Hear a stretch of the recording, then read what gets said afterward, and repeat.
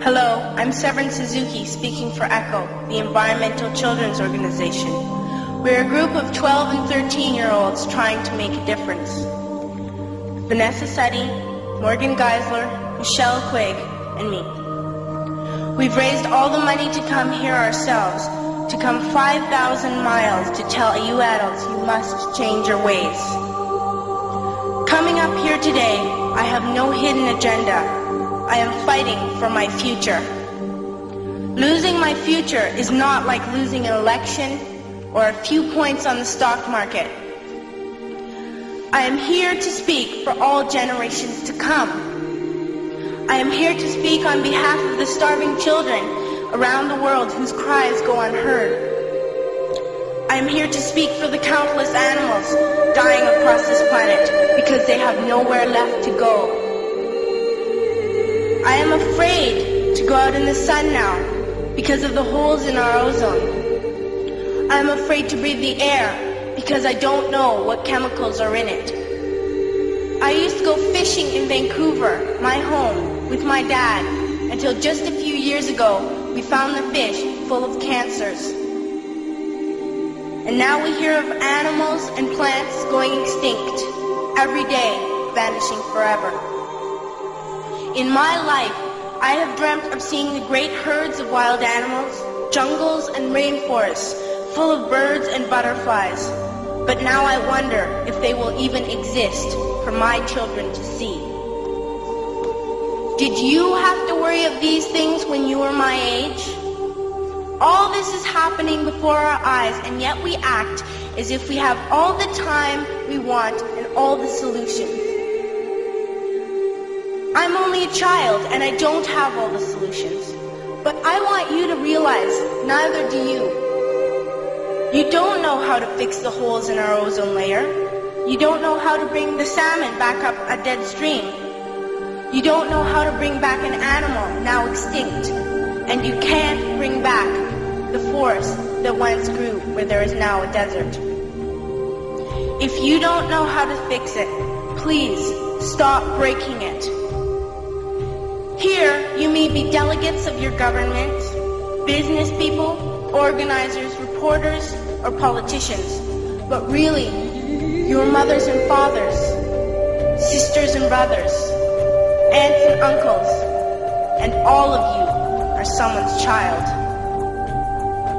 I'm only a child, yet I know we are all part of a family, 5 billion strong, in fact, 30 million species strong. And borders and governments will never change that.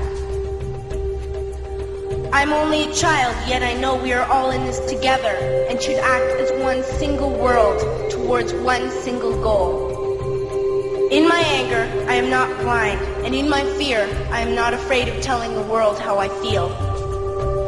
In my country, we make so much waste. We buy and throw away, and yet northern countries will not share with the needy. Even when we have more than enough, we are afraid to share. We are afraid to let go of some of our wealth. In Canada, we live the privileged life, with plenty of food, water, and shelter.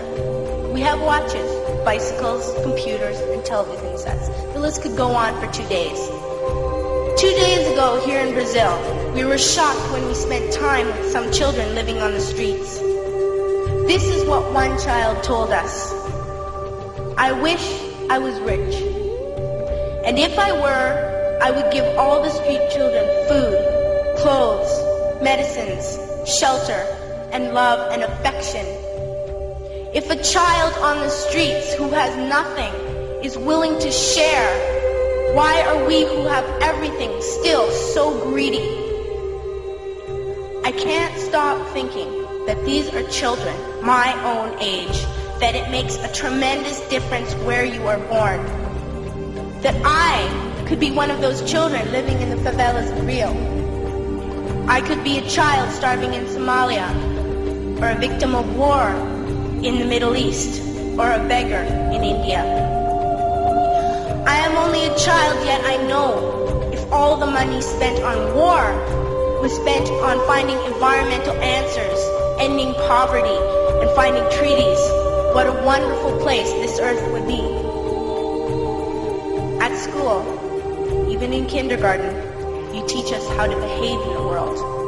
You teach us not to fight with others, to work things out, to respect others, to clean up our mess, not to hurt other creatures, to share, not be greedy.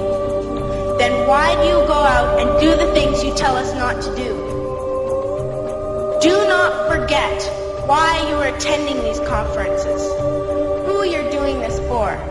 We are your own children. You are deciding what kind of world we are growing up in. Parents should be able to comfort their children by saying, everything's going to be all right. It's not the end of the world, and we're doing the best we can. But I don't think you can say that to us anymore. Are we even on your list of priorities?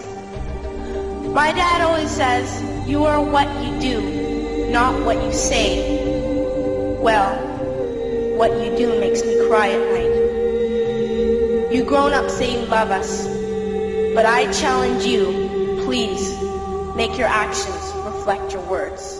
Thank you.